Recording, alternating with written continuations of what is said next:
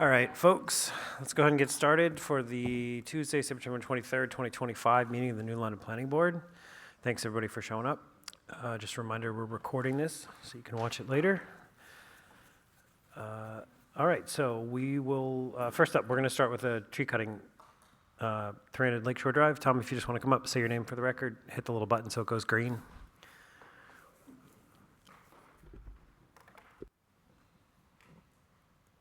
There should be a little button like toward the bottom. Yeah. Is it? Oh, there it is. There. Thank you. Okay. Tom Conway. I am here for 300 Lakeshore, Bruce Herring residence. Basically, we're looking to remove a large pine along the water's edge that has a codominant stem. Adam was on site, saw the crack. It runs vertically 15, 20 feet from the seam down. It is within striking distance of the house. We are under points. We'd have to replace with 10 points. So they're proposing a river birch clump, as they have a few other on the property, and then some blueberries, I guess. So. As Tom mentioned, Vicki and I went last week and did a site visit. It's this tree here, and it was first thing in the morning, so the lighting was not in our favor to see the crack, but we can assure you it was there. And if it was my house, I would always also want it removed. It seems like the replanting plan is standard half points in the river birch and half points in the shrub ground cover of the blueberry. Correct. Thanks, Adam. Are there any questions from the board on this? Any questions from the audience? Okay, so I need a motion to approve. Okay, so David, motion, Janet seconded, or Emily, dealer's choice. All in favor? Aye. Any opposed or abstaining? Okay, thanks, Tom. Thank you, guys. Have a good Yep. night. You too. Appreciate it.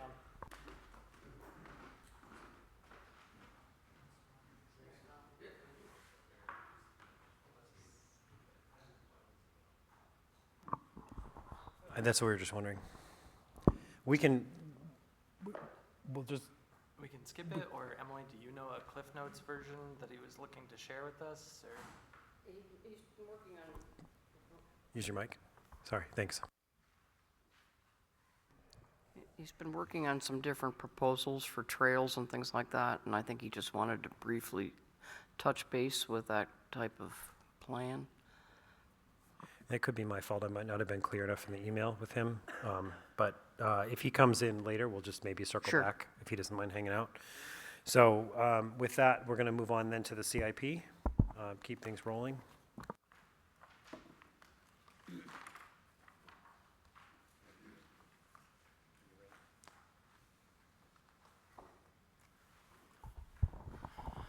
All right, so it is up on the screen, although I think you should all have a copy. Heidi, I ran out of copies, but I don't think that Paul Gorman's coming. If you want his copy, we can pass that down to you. And then if he comes, we'll have to give it back, but that way everyone can look at the paper. Okay, so Lynn and I spent a lot of time last week getting all of the revisions put back into Questica. As I had explained, we had to sort of export it out and spend the majority of the update time in Excel. Questica is finicky, but I think everything is accurate now. We did have to change the formatting that some of the projects were input in. So I do want to turn your attention to page. Bear with me.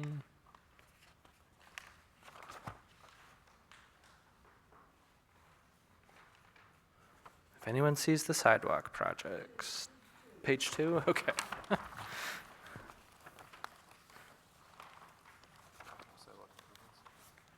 Oh, right at the bottom. Perfect. Okay. So previously, the sidewalk projects were, it's a multi-year plan, and they were entered as individual projects, and so that was creating a substantial issue on the reporting side and the budgeting side, and it was also grabbing you might remember that when Bob was here, we had a 6-year plan as well, but the sections were different. It was still grabbing the section titles every time we updated it that were from 2 years ago, and we were having to go back and manipulate it. So the way that we had to handle that is to turn sidewalk improvements into a single project and show the expenditure over each fiscal year. So on the back end, the descriptions are still there for what those years are. This report doesn't actually show those descriptions, but they haven't changed. That being said, I think, and Sam and I have talked a bit about this, and I think that he and Bob have actually corresponded about this, but this actually provides a little bit of flexibility because there may be a need to shift around one year that, for example, the farthest section on Main Street is in the worst shape. And so I think right now, Sam is assessing whether or not that needs to actually happen sooner. So this makes sure that the funding is there for the sidewalks that you need, but provides a little bit more flexibility each fiscal year to figure out what is the section that makes the most sense that year. If you had a big construction project when you finally got to year 3 and it was in the middle of it and you didn't foresee that, you could move on without it explicitly stating that section. So provides a little bit more flexibility, still make sure all the sections are in there and accounted for and that the money is in there.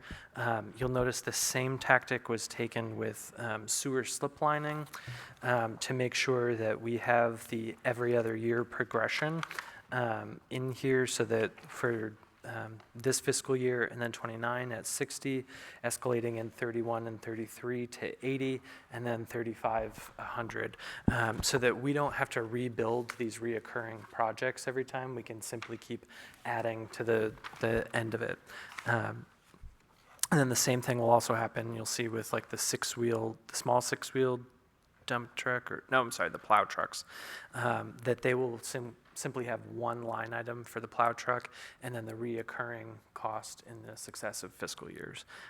So as we're figuring out Questica, the formatting is changing a little bit, but I think ultimately it ends up being cleaner and a little bit more readable to figure out how these things do actually turn around if you're planning to actually utilize this document to see what changes year to year. So those are the majority. Yep. One question on sidewalks, but the overall view here. We're looking at places that are going out 10 years. We're looking at, everybody's best idea of what their projects are. But the assumption that I make is that the sidewalk project is stopping and there's no more projected funding in those years. Is that a valid? In 32 through 36? In comparison to the rest of the way that this is being done.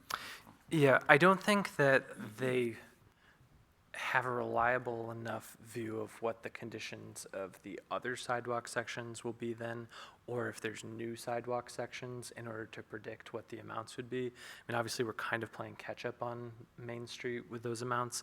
And so I think maybe after next year, as we get a little bit closer to those years further out in the 10 years, that's when you'll see things start to pop up in those years that are specific to a project that you can actually accurately have some estimate in there for.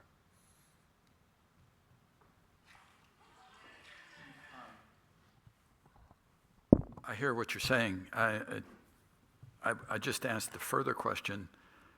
If we were looking at this as an accurate 10-year spread, should we be reserving money for that? I mean, is it really going to be zero? I don't think it's hard to sort of divorce the task of this document and the sort of capital reserve funding, obviously, but it is, and there's nothing saying you have to go out 10 years. I mean, I think the law actually says a minimum of 5 years, and so I think at this point, it's any of these department heads who haven't put things in the very last years that are going to appear sometime in the next couple of years.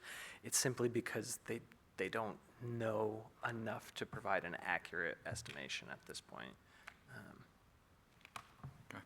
But, I mean, I can certainly send that back to them, and if they have, I support where Paul's going. I think it's realistic to expect that there's going to be maintenance. The question really is the maintenance of the sidewalk relative to repair, not plowing? Is that an operating expense that can be borne within the budget of the DPW, or is it a capital expenditure? and there is a sidewalk maintenance line in the operating budget. Right. And so I think ideally, you get them in a better shape that you're dealing more with maintenance than $200,000 replacements. So in a 5-year span, there's $1 million+ being invested into sidewalk installation and improvement. And I guess the questions that Sam would be better answering, that maybe we can't tonight, but would be, have we established a criteria for what our sidewalk, what's the correct term, medium is? Is it going to be tar? Is it going to be concrete? Is it going to be pavers? Is it going to be gravel? Is that in the thinking here, and is there that to support the expenditure? Yes, I can tell you that at this point, and I know that Sam and Bob have had a lot of conversation on the benefits of concrete versus asphalt. I think that the stamped asphalt that you see up on Newport Road, the general understanding is that would not be replicated because of the, there's sort of comfort that goes along with riding in a wheelchair on something that has seams, that they're no longer brick sidewalks, and stamped sidewalks are not encouraged, because if somebody is in a wheelchair and has a back issue and constantly going over those, it can be really painful. But I think the general debate of asphalt and concrete has been going on a lot over the last year. My understanding is that at this point, asphalt is still the preferred surface, with the exception of tip downs are in concrete, for the nature of having to set the plate. I don't think that that's necessarily something that might not evolve over time, or there may not be areas that lend themselves better to concrete versus asphalt. Concrete's obviously a bit more expensive, but at this point, I think that is that reasonable, Bob, in your understanding and your conversations with them? That's my understanding, talking to him, is that asphalt. Sam has concluded that asphalt is the appropriate method to go forward. I have assured him that I will have some disagreements. Yep. So the question is, to Paul's point, is it prudent to put some number in subsequent years reflecting sidewalk improvement, repair, or should we leave it to the operating budget as currently in the DPW? And I'm inclined to think, based on the 4 or 5 year projection, that it would be prudent to put something in to reflect the expenditure. Does it fall Can I within? jump in? Yeah, please. There was talk, when we were talking about this sidewalk project at the very beginning, we went round and round on, is this just going to focus on our existing sidewalks? There are definitely opportunities to add more sidewalks around town, and should we talk about that now or later or this? And I think we landed on focusing on the larger issue, which was Main Street, the Main Street corridor, and that's what you see here. I think the next step, and I feel like Sam is getting through this project quicker than he expected.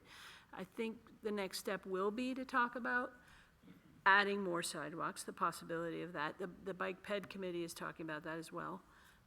But I think the maintenance part of it will be in the operating, yeah. Yep. And BB's right that I think he was actually even discussed at last week's selectmen's meeting. I don't think I'm sharing anything that's stealing Sam's thunder, Yeah, but no. the sidewalk project this year is coming in a fair amount under budget with the fact that Public Works was able to actually do a lot of the construction. And so there's hope that perhaps that can speed things up. And so hopefully you'll see this condensed over time, that there's a chance that money that's in 2031 may not actually need to be set aside for Main Street specifically by then. But that's sort of kind of in the midst of that first phase, figuring out how much is it really going to pan out when we are able to do the vast majority of the work.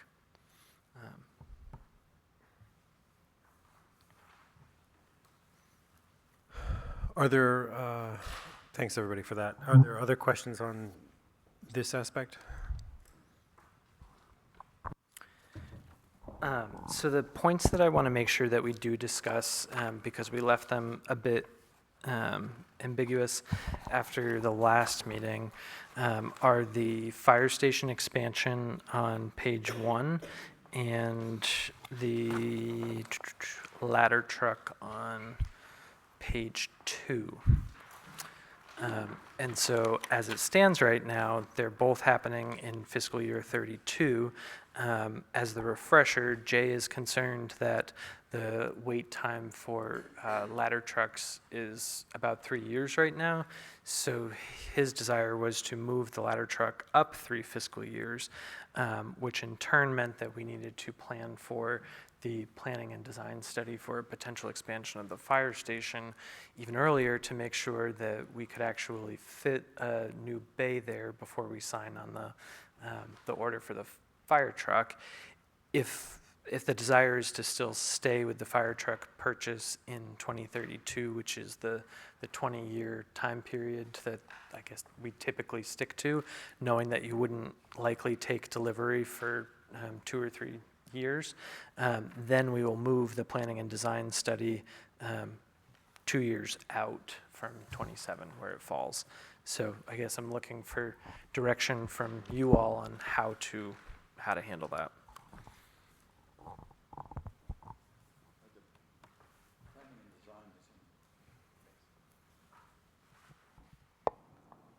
I lost you on the last part. Planning and design is currently in 32. Yeah, and I moved it to, no, it was supposed to, sorry, it was supposed to be, I moved it to 31 is what I meant to do.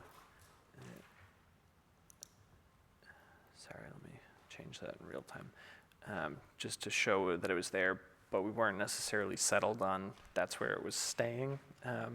So we either need to adjust to Jay's recommendation, or change this to 31 and then leave it.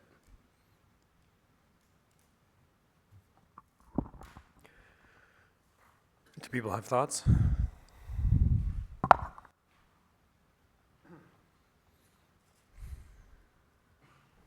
Just looking at, My thoughts, you I might. was trying to get at this with Jay last time we were talking, which was in relationship to when do we do the design work on the actual structure? When's that structure then intended to be built, ready for occupancy? And when does the truck itself need to arrive to replace the existing one? And I wasn't comfortable that we landed on, now that it all sort of sits in the 32 year, that doesn't make sense to me. I mean, I'd be inclined, first of all, to suggest that maybe the design and then the ultimate build of the expansion, if indeed that's the direction we go. Part of my side thought is, as we look at the DPW site, you know, we were looking at it from the standpoint of it accommodating the potential of a police station, new. But we don't know enough yet about whether or not it might accommodate a fire station. Commingling those two and the police being in another location. I'd be inclined to try to spread the two expenses of the actual construction and the purchase delivery of the truck into separate years? Because I wish Jay were here to answer, but if we go beyond 1 year, beyond the 20-year replacement of what a vehicle traditionally has been, how much risk are we really taking? Based on how well-maintained those vehicles are. I have no history to support a position one way or another. Yeah, it's a fair question. I have a sense that this has been discussed, but I missed it, and I apologize. But it just strikes me as strange that we're waiting until it gets to the point of deciding whether we're buying it to whether we can house it.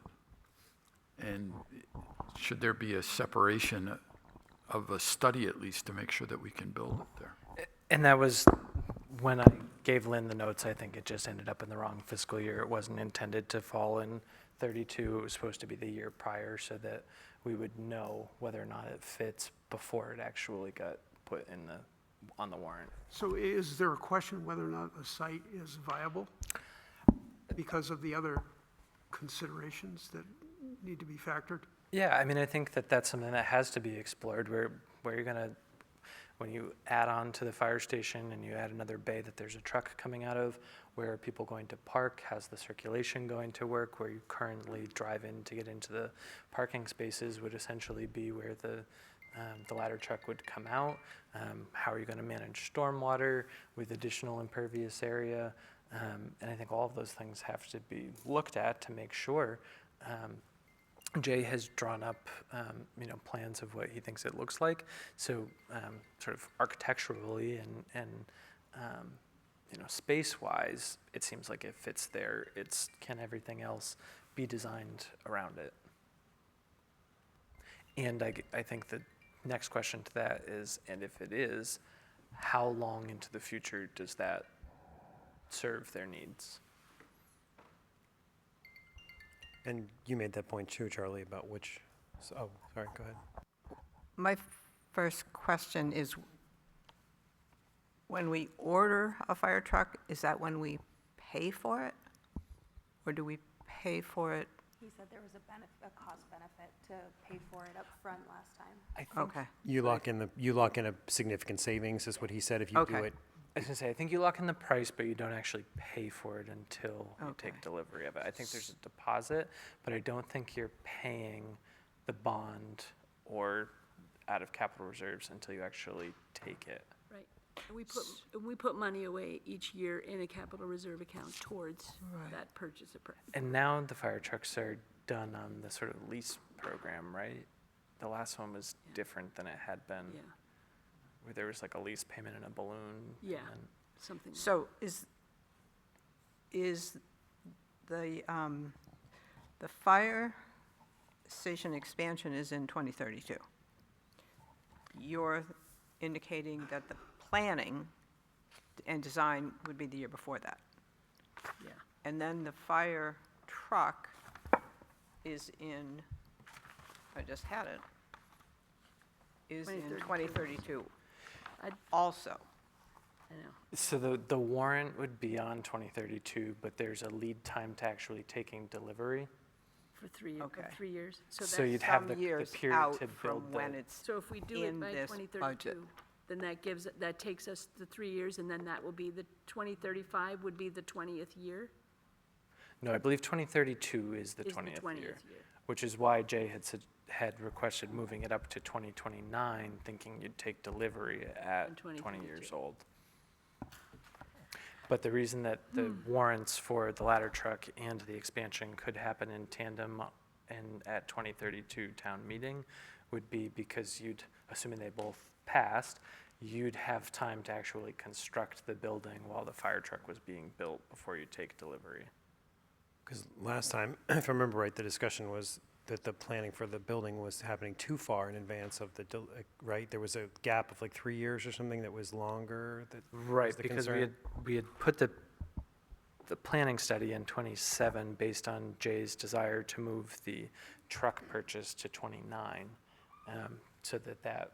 But there was a enough concern before that it. there was almost like you were planning too Right. far in advance for a thing you wouldn't take delivery of not because it would be sitting around so much as, but if the particulars of it changed, I think was the thrust of it, if I Right. remember right. So, just for what it's worth. So having it maybe be consecutive years might be better, because it's a little closer to the time what you need. And I mean, I think ultimately the ladder truck, if it doesn't fit in the existing station, you need to vote on the bond for the expansion concurrently, because if you execute the bond for the ladder truck and then the next year the expansion fails, where do you put the ladder truck?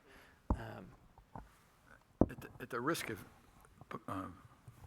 going too far on this, it seems like we should know before that date whether it's feasible. And Right, and that's the point of putting the planning and design a year prior. It was, when it got entered in here, I think Lynn saw the note incorrectly and put it in the same year. yeah, I'm just wondering why the feasibility study at least isn't at least a year or two before that, Yeah. so that, when you get out to the actual years where you want to have it on the thing, you have to know the answers.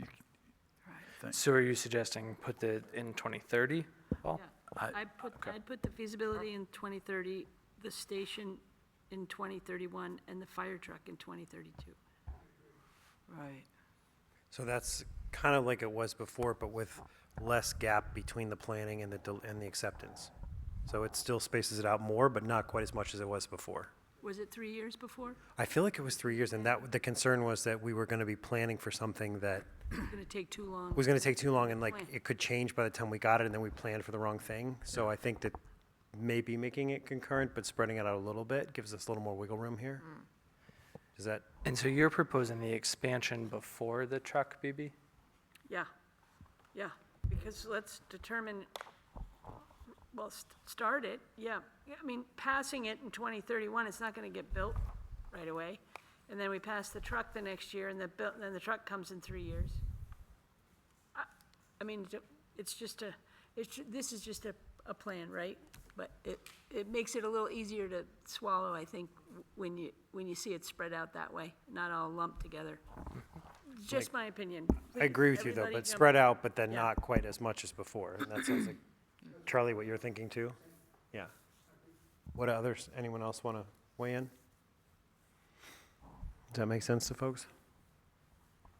And that year makes sense. The only reason I'm asking is my understanding was, if I'm understanding this correctly, give me, I'm tired, so maybe I'm not. But 2032 is when it ideally is replaced, like in hand. Not hand, but you know what I mean. Is that correct? I think that's the fire department's ideal. Okay. If it's on the warrant that year, you are just placing the order that year, so you wouldn't actually That's take what I was delivery until questioning. 2035. Right. Um, And that's not a problem. I just don't know okay, that was the only thing I was questioning. I agree with the timing, the question Yeah. was more if I the know. 20 years Good is question. important. Yeah, Right, and that good was the point question. Charlie made about them being well-maintained, right? Yeah. But that's a fair point, Aaron, like about, do we have extra time to And get more life out of it? Supply chains could change. We're still, Yeah. 6 years out. and- Just another thing with that, right? So there are new apartments going in, things like that. The current fire trucks, that's not an issue. I don't know enough about the fire. As far as the ladder height, is that? Yeah, what you- so exactly. we've always had the same 35-foot height maximum. Obviously, we have historic buildings that exceed that at the college. Mm-hmm. I think our current ladder truck, do you know, Rich, is it 70-foot ladder? That's right, yeah, there shouldn't be any problem with any proposed existing, new structures with our existing ladder truck. Okay. And I believe when they do, if the tallest building at the college needed a ladder truck, I think Sunapee's ladder truck goes maybe to 100. One of their mutual aid trucks is taller, I Gotcha. believe. Okay. I think it's considered a tower truck, not a ladder truck. But So it's just an age thing more than okay. I believe so. Age thing and the water capacity. Oh, that's right. He mentioned the water capacity. Okay. Yeah, good questions. So do you have that, is that good for you, Adam? Yep, so planning and design 2030, bond to construct in 31, and then purchase in 32. I have a question. Please. I'm afraid it might be bold, but I'm going to ask it anyway. In my travels, I'm increasingly intrigued by towns that build safety services buildings. And I don't know if this town has ever looked at that. But as we have conversations about a police facility, and simultaneously we have conversations about the fire station facility and the possibility that that might need to be expanded. I just wonder if we ever want to have a look at what the concept of a safety services facility would be in this town. And I'm still new, so I don't know if it's been asked. But it just seems like the juxtaposition of these questions sort of begs us to talk about that. I mean, I don't know if Janet or BB or Rich want to take this. But I think it does come up, and it's come up in a lot of the different police subcommittee meetings I've been to. I think Jay is fairly confident that this site can accommodate the expansion he needs, and will serve his needs well into the department's needs well into the future. But I think that's always, the question to be asked. I don't know if either of you have anything else. I think the main problem with that is we don't have land that is large enough to accommodate those three departments.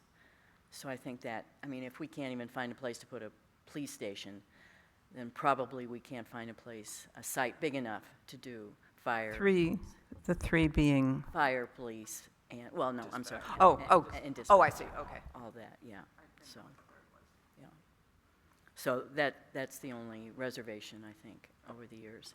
And also, I'm not sure everybody feels that they're as attractive as, like the current building we have for our firehouse. And, they are big, and they're not necessarily the best looking architecturally, so. Yeah, that's one concern I've had. I think there are ways where you can see it's a good idea because you would have shared assets and things like that, which makes a lot of sense. But I do think you run into trouble then, like what you have even in some neighboring towns where they have a pretty big facility that's more like an airport hangar than a municipal facility, right? So, but you can see why they would do it because you can also see economies of scale too.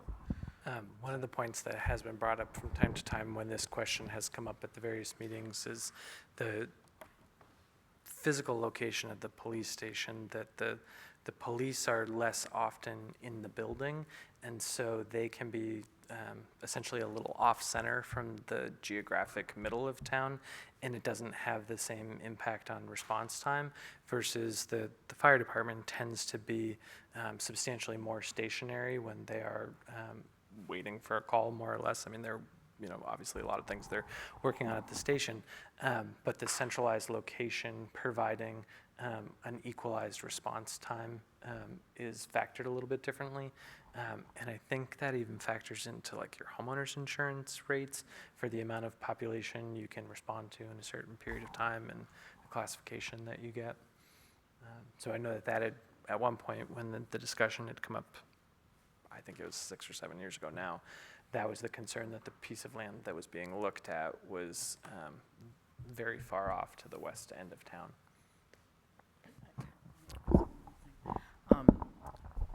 We did go and look at Bose Safety Services building, which was relatively new, 10 years ago.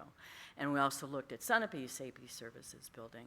And both of those buildings had a lot of space that was not being utilized. And my immediate thought when I saw it was, nature loves a vacuum, and they're going to fill it up with something. And that was my only concern, that if you build a big building like that, you may want to fill it with more stuff. So I think that's a consideration too. Thank you. That's just history I didn't have, so I Yeah, was that's good. curious about it. Good question. Thanks, Charlene. David? Have we ever looked at other spaces in New London? For example, I know down on Shaker Road, we used to have a recycling center or a dump, and we still own that land. Have we ever looked at our own recycling center out on Newport Road? How large is that? Could that ever house a police station and have the recycling center move someplace else? So in 2017, I think we did the transfer station feasibility study. It was right about then. When we looked at the operation of the transfer station, what their future needs were, and at the time looked at what the land acquisition possibilities were around that. It's been a long time since I've read the study, but I think to the east there was a property with a conservation easement on it, if I remember right. And then there's a very small sliver that DOT owns that did have some potential for, and I think they showed a willingness at the time of talking about it, but it They was. said no, Oh, they did ultimately? Okay. And it We was, asked the state if they'd say it was a sliver of land. It was not Yeah. anything substantial. right. So I think that, there's fairly limited options there. And then, of course, the question comes, where does the transfer station go? You want to get people excited? I was going to say, And talk about moving it. it's almost been 10 years, and I still remember those meetings of Right, like, yeah. you want to move the transfer station? And Yeah. people lost their minds. Right, yeah, they did, seriously. There's nothing wrong with a good, healthy discussion. Oh, no, David, it's a good point. Absolutely. No, not to shut down debate at all. It just was, Just as a sidelight, I think the questions are sort of begging at a more strategic look at the properties we own. And having a police station one place, a fire station one place, a DPW one place, all require infrastructure, all require land and infrastructure. And the value of a commingled site is evident both in cost and efficiencies. It may have cons related to its appearance and its proximity to the abutters. That'll always be the case, I think. But I think my sense is it doesn't make sense at some point here for us to be thinking about doing a more comprehensive view of existing owned assets of the town and the ability to accommodate a set of service requirements within those owned assets. I mean, I think David's point, transfer station, albeit a political one in its proximity, you got the stump dump, it's got its issues, its challenges. We've got the DPH location, DPW location with its challenges. We have the fire station with its benefits and challenges. We also own a site on, is it Forrester? With the yeah, the Shaker Street pit. That's a fairly sizable site Mountain Road. that has pros and cons associated with it, but those are assets owned by the town. And these discussions all relate to significant capital expenditures individually.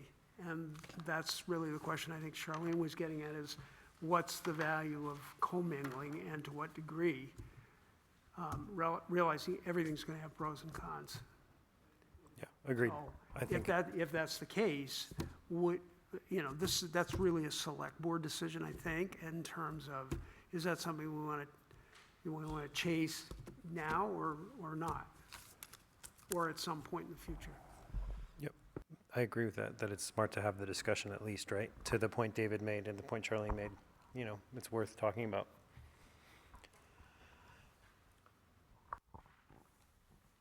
As far as other projects in here, is there any desire to discuss moving anything or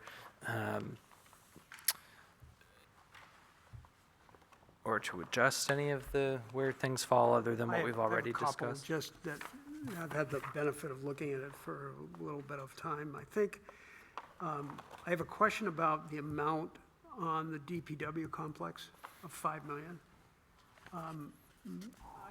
My recollection is that Sam put a placeholder predicated upon a couple of towns. Correct. And that the 5 million really is on the high end of the scale relative to, you know, what it might be, and what actually is square footage cost for building out something of that kind of structure.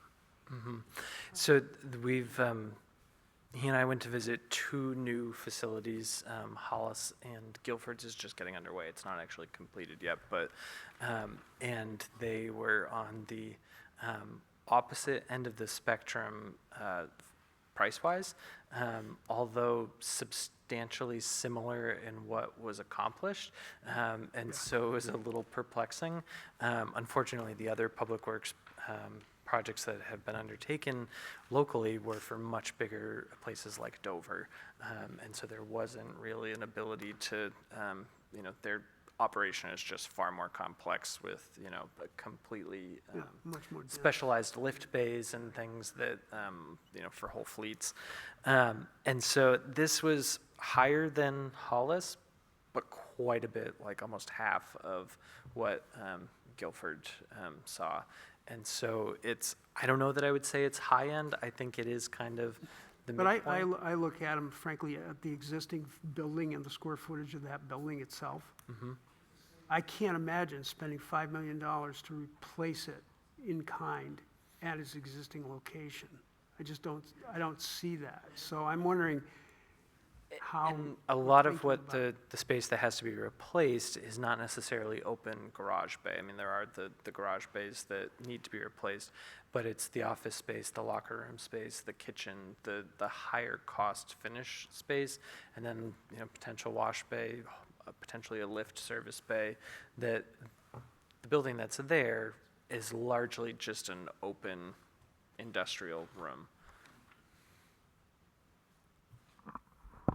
I'm trying to avoid sticker shock, is what I'm trying to get at, because in the subsequent 2 years, we have a potential of 2.25 million with the police facility, and then another, what is the number now, 9.5 million, and it's a lot of money in a very compressed time frame, and I'm just trying to get at a, you know, what's realistic, given on what we know today, understanding there's an RFP out. It's gonna really look at more of what the site can accommodate, both in terms of building type, use, size, service, potentially accommodate a police facility, and that'll give us a better answer. It just seems like a big number, and maybe for planning purposes, it's better to put big numbers in. I'm just not sure.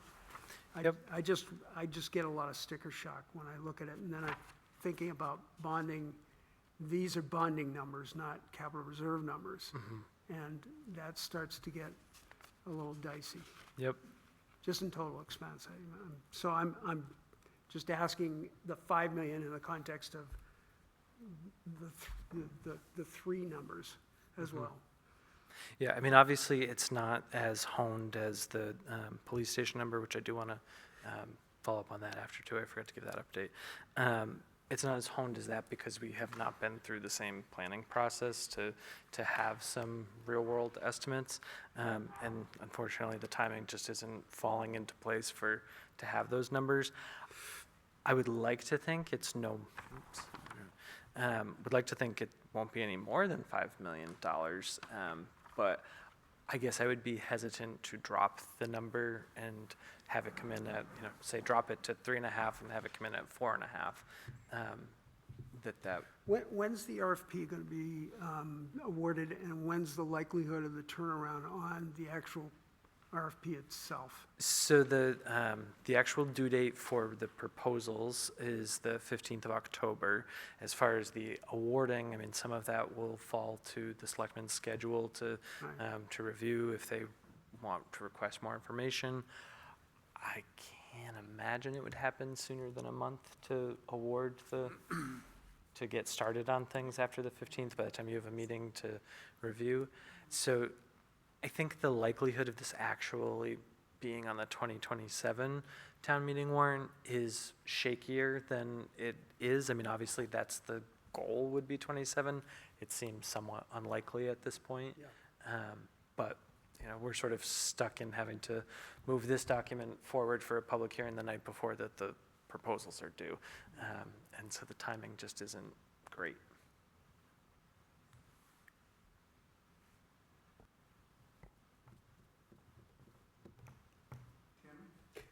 Yeah, sorry, David, go ahead. Your mic. I would like to bring up maybe the recreation.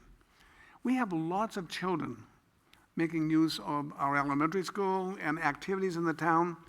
And I wonder if what they have coming in for a budget is enough to serve all the students on a regular year basis, to provide programs for the kids so that they have something to do and they're not just hanging around.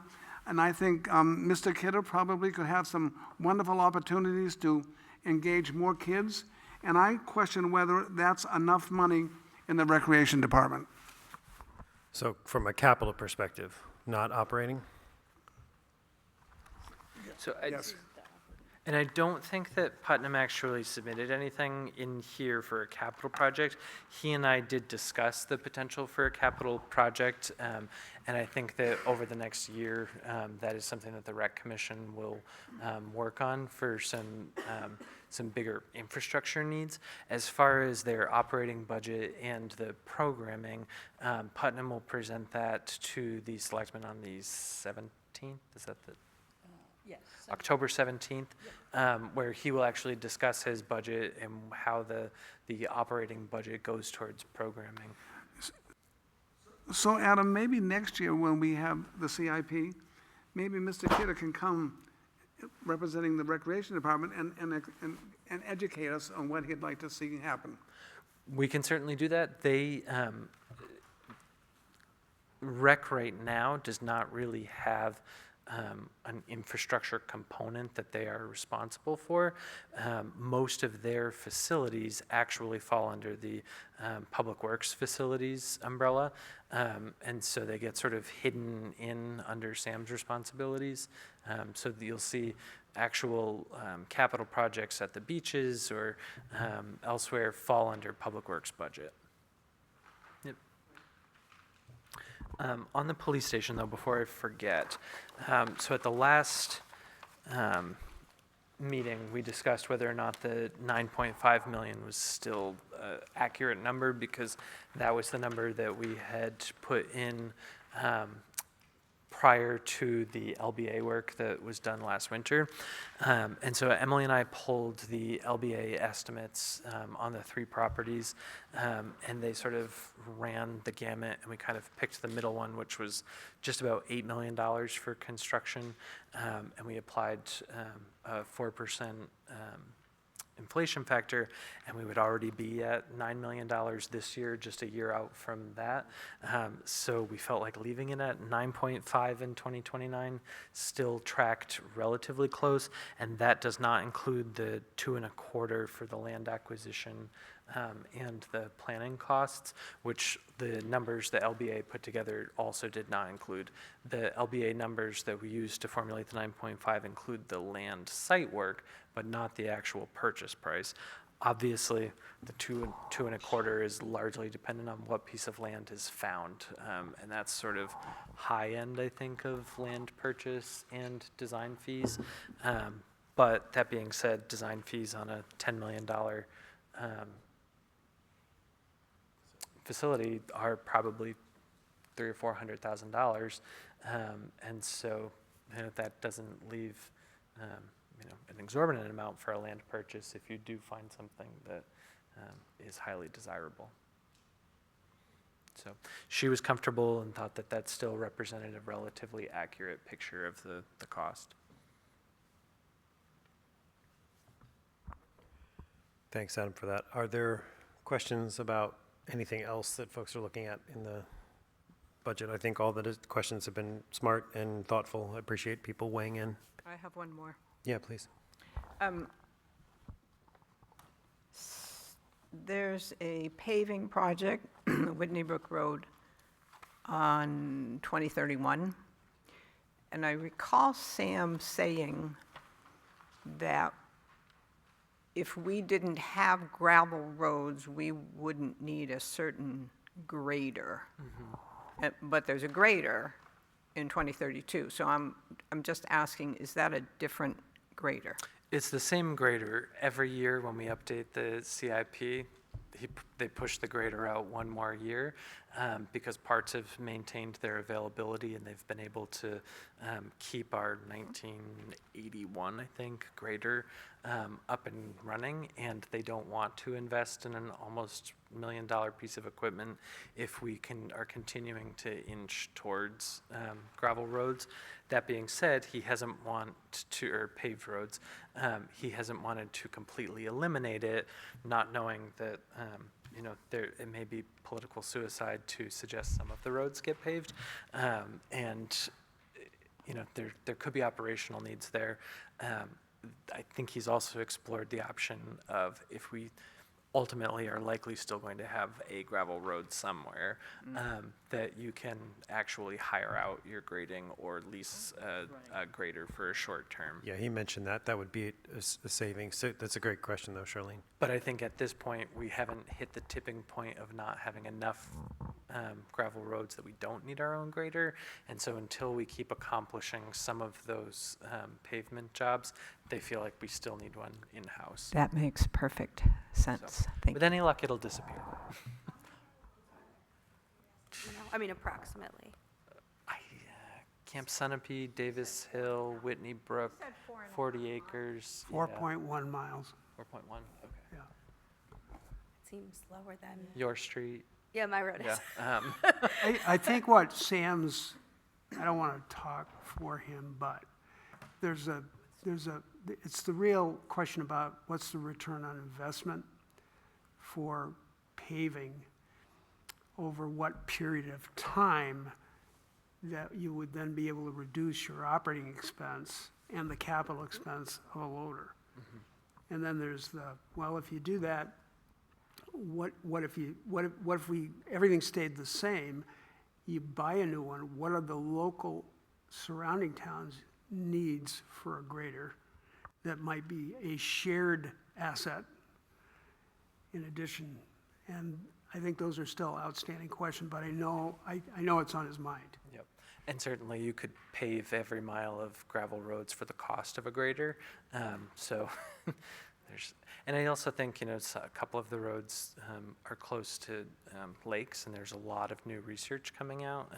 State of Vermont just had a pretty extensive study on the issues with sediment from gravel roads on lakes and carrying phosphorus and that's chlorides one thing I think into the lake. that the water quality issue is real, and it's actually maybe counterintuitive, but the paved roads are actually better for that scenario.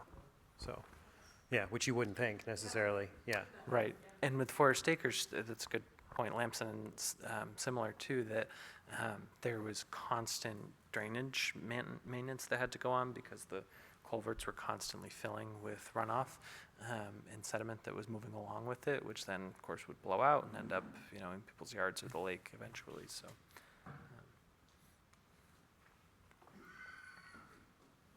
I have one other question, and I mean, this is a Sam question. My team might have answered it, but we've got $350,000 expenditures for 6-wheel plow trucks from 32, 34, and 36. And that means we have 3 trucks in our fleet, right? Or is it No. It's 5? It's 5 in our fleet. And it's because they were not bought evenly spaced. The last 5 were not bought evenly spaced. And so they were sort of all congregated. I think it is his hope over time to be able to stretch the year so that you get to an every other year replacement. Right. Okay. That's a good question. Are there other questions or comments? Any from the public? So our next step would be, I will work on drafting the actual narrative that goes along with it, and then we will, let me just pull up the calendar.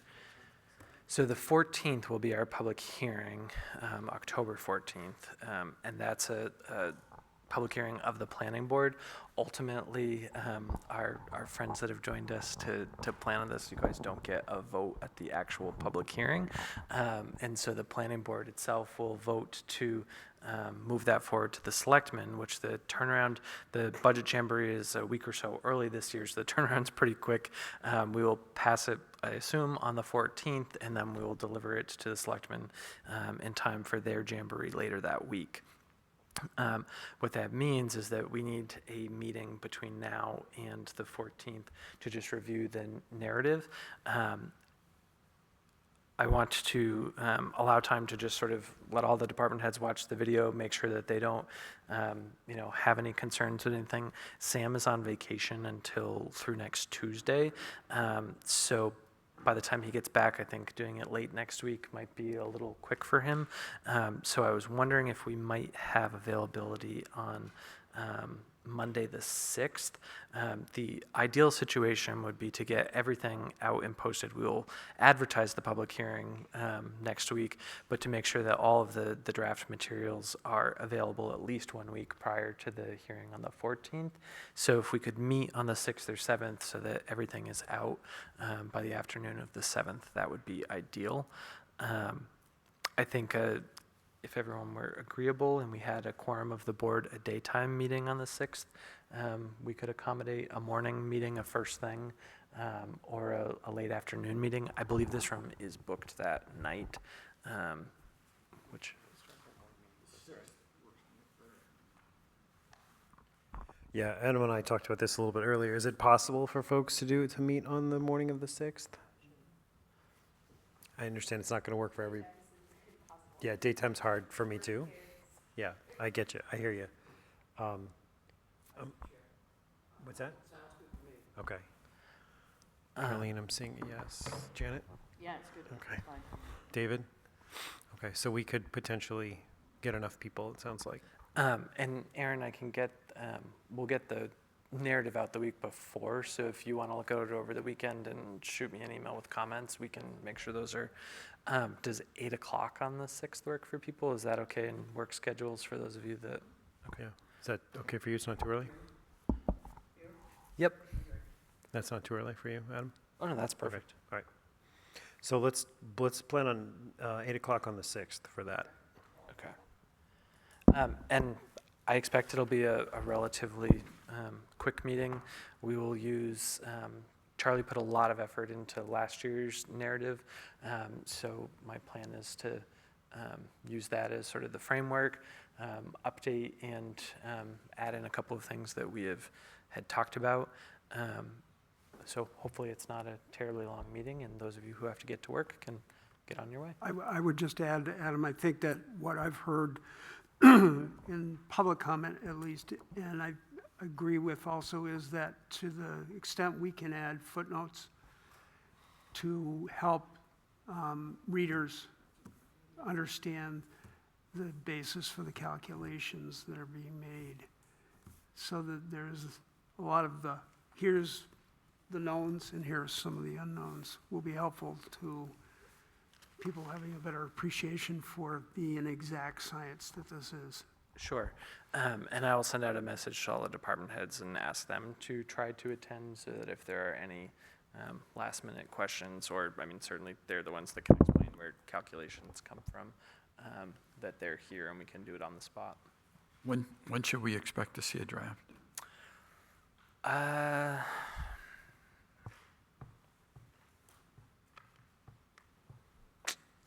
I'd like to think by Thursday the 2nd. I mean, I typically let all the department heads read their sections first to make sure there's nothing glaring. Sam will be back in the office on the 1st. So if we have things pretty much ready for him to review, I can hopefully get it out to you guys the next day.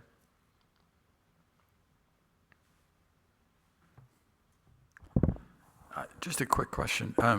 We total everything at the end, but we don't total the lines. And honestly, we don't have, the software has the reports Okay. built, and we don't get a lot of, Control, right? yeah.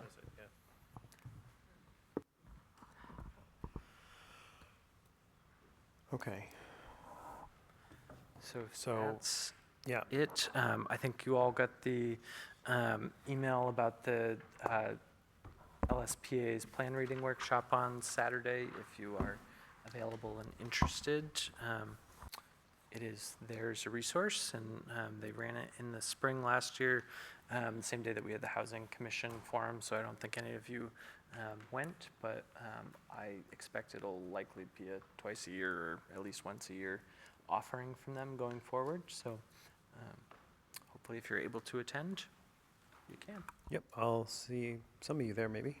Let's see, anything else? I got ahead of myself here. Anything else from anybody that we didn't get to? No, and I guess Emily let Russ know that Yeah. the 14th, I would say, maybe is not a night that would be great for him, because I think we have at least one other public hearing. But let him know if there's dates in his schedule that work for us. We'll find a time to get him back on. I'm almost positive that he talked about the last meeting in October. I'm wondering if Oh, maybe I misunderstood. Oh, okay. that was misconstrued. Yeah, I might have missed that too. It was, Okay, so that would be the 28th of October? Right. Okay, oh, he did say October. I missed that. perfect. Well, He was traveling. Yeah, so that's my fault. I missed that. But it won't be that 14th. It would be the, which one? it'd be October 28th. 28th, yeah. Yep. All right. Yeah, so it'd be the 28th. He did say October in his email. I just missed that. Okay. Nothing else? Nothing else? No other updates? Janet, do you have anything? Nope. Okay. Since we didn't have that, I'll just look at the agenda, make sure I don't miss anything. Okay, our next, did you have a question? Question about Yeah. November. I see the second Tuesday is Veterans Day. Is there a meeting that day? Oh, well, I didn't pick up on that. Thank you.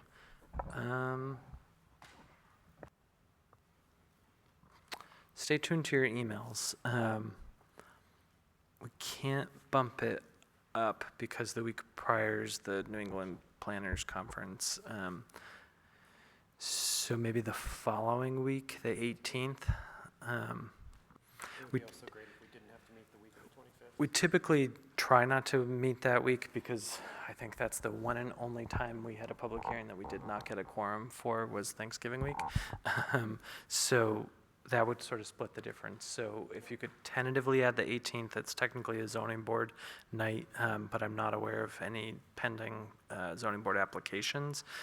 So let me just look at the office calendars tomorrow and make sure that works, and I'll verify that. Thank you for mentioning that. It is, but we will be dealing with a couple of zoning amendment things, so it'll be an important meeting. Okay. Cool, awesome. I just need a motion to adjourn. Second. All in favor? Aye. Thanks, everybody.